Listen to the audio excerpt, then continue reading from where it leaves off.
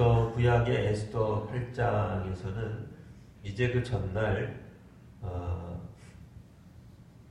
하만의 어떤 그런 계획이 있었습니다. 하만이라고 불리우는 아각 사람. 이 아각 사람은 아말렉의 왕의 이름이기도 하였습니다. 그래서 아각 사람, 이 하만이라고 하는 표현이 성경에 한 두어 번 나왔는데요. 이 아각 사람이라고 하는 건 아말렉 족속 아각의 후손이다라고 우리가 생각해 볼 수 있습니다. 구약 성경에 보면 이스라엘과 이 아말렉, 아각 왕이 부딪힌 사건이 한 번 있었는데 그게 사무엘상에 나타나 있는 사건입니다. 물론 그 이전에도 한 번 더 있었어요. 언제 있었냐면 이스라엘 백성들이 출애굽을 하고 나서 광야로 진군해 나아갈 때 아말렉 사람들이 이스라엘을 회방하는 일이 있었습니다. 그때 하나님께서는 그 일을 기억하여 두셨다가 나중에 아말렉을 진멸하도록 사울 왕에게, 이스라엘의 초대 왕이죠, 사울 왕에게 당부합니다. 근데 이제 문제는 사울 왕이 그 하나님의 명령을 따르지를 않습니다. 아말렉과의 전투에서 대승을 합니다. 크게 이기니 당연히 하나님께서 명령하신 전쟁은 일반적으로 하나님이 함께 하십니다. 그렇기 때문에 질 수가 없죠. 근데 이 사울 왕이 아말렉 족속들 중에 아각 왕도 살려줄 뿐만 아니라 또한 그들이 가지고 이제 왔던 탈취물들이 있습니다. 이를테면은 이제 그들이 거기서 가장 좋은 어떤 그런 짐승들은 살려둔 채로 끌고 왔던 겁니다. 하나님이 그것을 기뻐하실 리가 없습니다. 모두 다 진멸하라고 하였는데, 사람뿐 아니라 짐승들까지도 진멸하라고 하였는데 사울 왕이 온전히 헌신하지 못합니다. 자기가 보기에 괜찮은 것들, 이런 것들은 후일을 도모하기 위해서였는지, 나중에는 사무엘이 말하자 이렇게까지 변명을 합니다. 나는 하나님께 좋은 제물로 하나님께 제사를 드리려고 이 제물들을 끌고 왔습니다. 정말 기가 막힌 소리죠. 그래서 이제 우리가 잘 아는 바대로 사울 왕에게 사무엘이 말씀하기를 하나님이 기뻐하시는 것은 제사가 아니라 순종이다 라고 말씀을 하셨던 겁니다. 제사를 드리지 말자, 이 땅 위에 있는 모든 예배를 폐하자, 그런 얘기가 아니죠. 왜냐하면 변명거리로 삼았기 때문에 그렇습니다. 사울 왕이 하나님이 멸절하라고 한 아말렉 족속의 짐승들 그리고 아각 왕을 왜 굳이 그가 죽이지 않고 진멸하지 않고 데리고 왔느냐, 왜 전리품으로 삼았느냐, 자기가 보기에 좋으니까 전리품으로 삼은 거죠. 죽이기에는 아깝다고 생각한 겁니다. 하나님이 주시는 승리보다는 사람들은 종종 자신들 눈앞에 보여져 있는 그런 어떤 화목, 혹은 자신의 어떤 그런 부귀, 영화, 이런 것들에 훨씬 더 마음이 쓰여지기 마련입니다. 그러다가 이제 세월이 한참 흘러서 어떻게 보면 이제 3차전이라고 말할 수 있겠죠. 세 번째 이제 크게 부딪히는 사건이 오늘 에스더서에 나타나는 모르드게와 하만과 모르드게의 사건입니다. 하만이라고 하는 아각 사람의 후손이 이 고대 페르시아 왕국의 제일 높은 신하가 됩니다. 모르드게가 하만이라고 하는 사람, 아각 사람이, 그러니까 아말렉 출신이죠. 이 사람이 가장 높은 신하가 된 것을 보고는 절하지 않습니다. 우리로 보면은 상사로서의 어떤 예의를 갖추지 않습니다. 모르드게가 굉장히 이런 어떤 어떻게 보면 행동을 막 한 거죠. 그러니까 하만이 보고 기분이 매우 나빠서 모르드게를 그렇지 않아도 손을 보려고 했는데, 모르드게가 하는 이야기가 자기는 유다인이기 때문에 하만에게 절할 수 없다. 그 말을 들으니 하만도 옛날 생각이 났겠죠. 자기는 역사를 알았을 테니까. 그래서 모르드게의 민족인 유다 민족을 몽땅 다 죽이려고 하는 계획을 세우게 됩니다. 우리 다 아시는 바와 같이 모르드게가 이 왕의 조서, 하만에 의해서 쓰여진 왕의 조서가 반포되자 모르드게를 포함한 모든 이 고대 페르시아에 있는 유다인들이 통곡하며 슬퍼합니다. 아마도 에스더만 그 사실을 잘 몰랐던 것 같아요.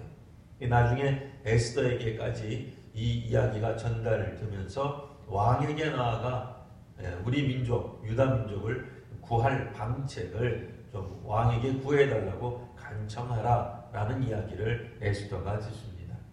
에스더는 왕이 부르기 전에는 함부로 왕 앞에 나갔던 죽임을 당합니다 라고 이야기하지만 모르드게가 계속해서 하나님이라는 단어는 나오지 않아요. 유다인은 다른 방법으로 구원을 얻겠지만 그러면 너와 너의 집은 망하게 될 것이다 라는 이야기를 듣습니다. 꼭 우리가 나서야 될 때 나서지 않으면 침묵한다고 하는 것이 답은 아닙니다. 침묵이 답이 아니라 마땅히 자기가 맡아서 해야 될 일들을 해야 되는데 에스더가 결단하죠. 그래서 죽으면 죽으리이다 하고 나오게 되는 것입니다.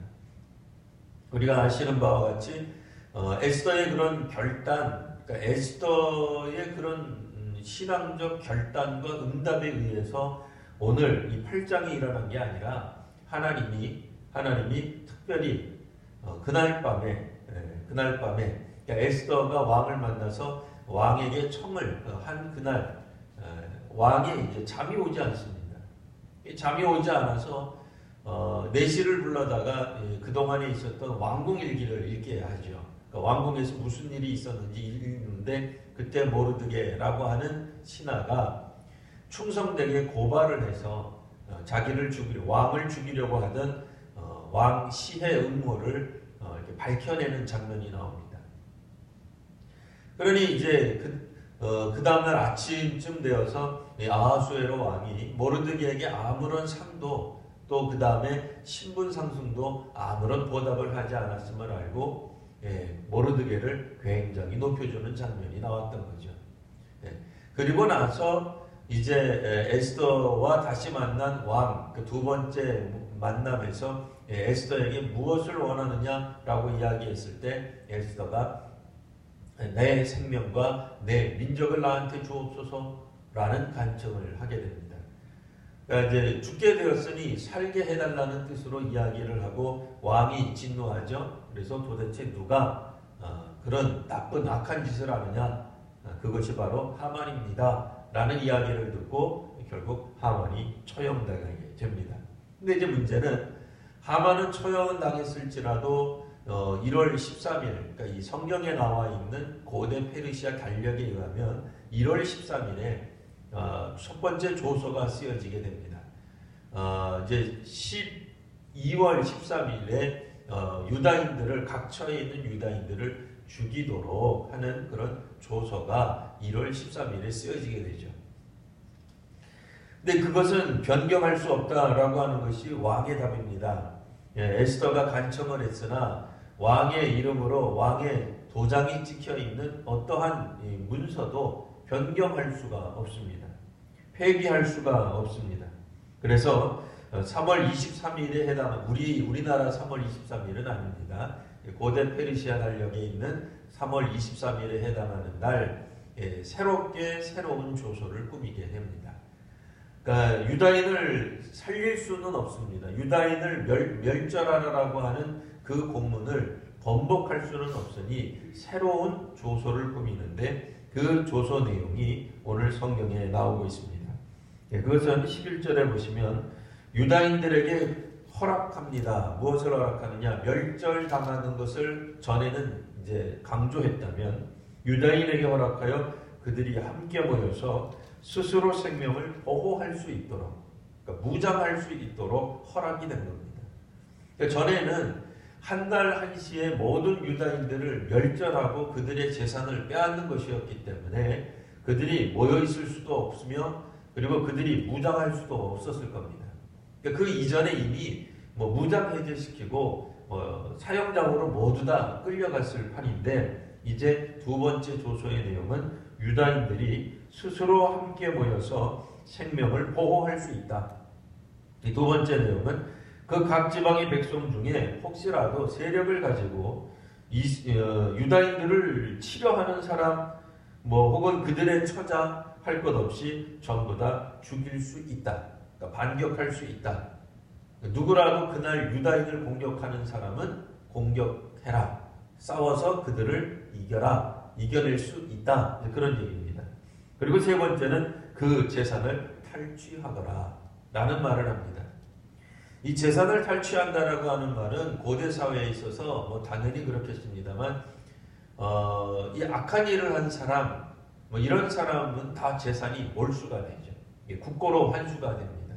오늘 성경에도 하만의 집을 에스더에게 왕후 에스더에게 주었고 왕후 에스더는 그것을 모르드게가 관리하도록 맡기는 장면이 또 나오죠.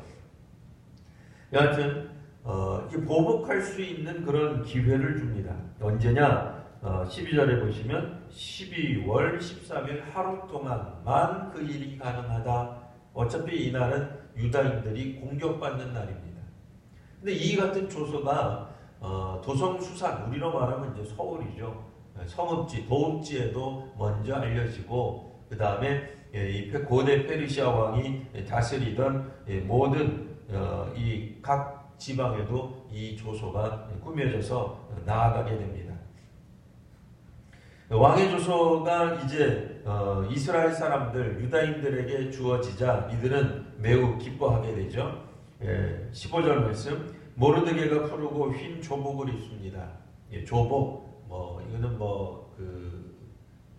애국하는 옷이 아니라 궁중에서 입는 예복을 뜻합니다. 그러니까 모르드게가 푸르고 흰 궁중 예복, 우리로 말하면 이제 정장 차림을 했다 이렇게 말을 할 수 있겠고요. 그리고 신하로서의 어떤 그런 복장을 갖추고 큰 금관을 쓰고 왕은 아닙니다만 왕 바로 밑에 있는 고귀한 신분이기 때문에 때로는 왕의 직무를 대신하는 그런 직무에 있습니다. 자색 가는 배의 겉옷을 입고 왕 앞으로 나옵니다. 전에 하만이 했던 직임을 이제 온전히 맡은 모습을 보여주고 있다라는 말입니다. 그렇지 않아도 전에 하만이 끼던 반지를 빼어다가 모르드게에게 준 바가 있죠. 이제 모르드게는 명실상부 왕 다음으로 큰 신하가 되어서 페르시아에 우뚝 선 그런 신하가 되었던 겁니다. 16절 말씀, 유다인에게는 영광과 즐거움과 기쁨과 존귀함이 있게 되었습니다. 그리고 17절, 왕의 어명이 이르는 각 지방 각 성읍에서도 유다인들이 즐거워하고 기뻐하면서 잔치를 베풀었습니다. 사실 12월 13일이 되는 날은 유다인이 죽는 날이지만 이제는 12월 13일이 유다인이 죽는 날이 아닙니다. 유다인들이 반격할 수 있는 날이 되어버린 겁니다. 오늘 성경 마지막 절 보시면 이런 표현이 나오죠. 본토 백성이 유다인을 두려워하여 유다인 되는 자가 많더라.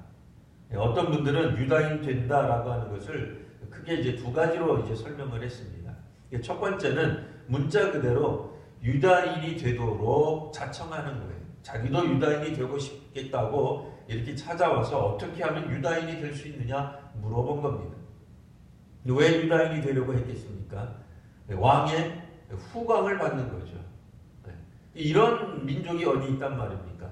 고대 페르시아는 다민족 국가였습니다.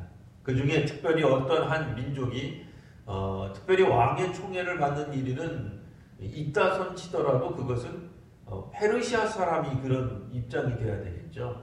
다른 민족이 될 수 없는데 그러니까 순수 페르시아 사람이 아닌 이방 민족, 이민족 가운데 유다 민족은 아주 독특한 민족이 된 겁니다.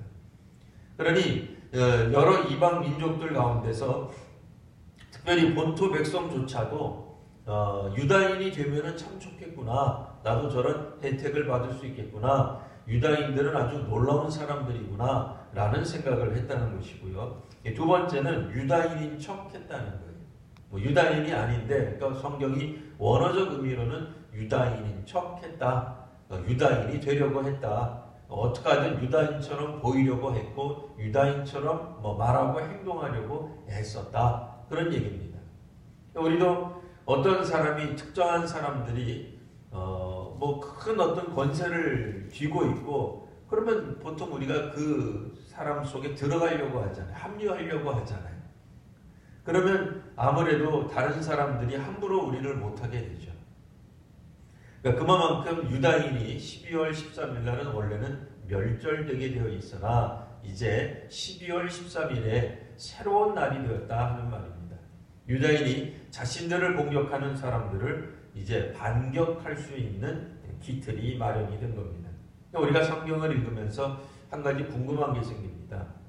그러면 이렇게까지 유다인들이 기뻐하고 즐거워하는데 실제로 12월 13일에 도대체 무슨 일이 일어났을까?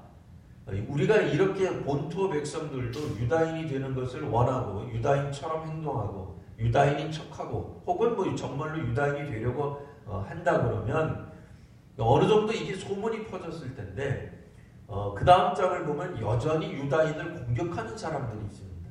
정말 그 날짜를 기억하면서 유다인을 공격하는 사람들이 있어요.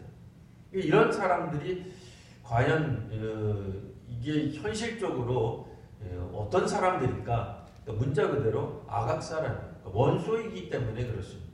이들은 유다인에 대한 뿌리 깊은 원한을 가지고 있고 하만이 어떻게 보면은 뭐 복수를 계획했던 사람이라고도 말할 수 있겠죠. 여하튼 오늘 본문까지는 그 다음 이야기는 이제 다음 부분에 나오고요. 오늘 본문까지는 에스더가 두 번째 왕에게 간청하는 장면.